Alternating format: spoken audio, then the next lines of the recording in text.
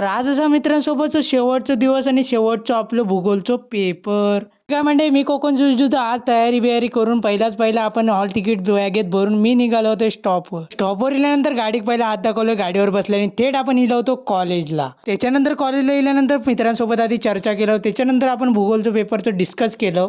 जसे 2:30 वाजल्यानंतर आपल्याकडे एक्झाम हॉलमध्ये एंट्री मारू दिली आणि एंट्री मारल्यानंतर बोर्ड शीट नंबर बघला आणि ते पेपर देऊ बसलोय. पेपर तर आपलं 3 तासच होतो तो कव्हर केला आणि पेपर तर जबरदस्त गेलो होतो. जसं इलो तसं पेपर तर गेलो मित्रांसोबत बोललो आणि त्याच्यानंतर आपण बाजारात गेलो.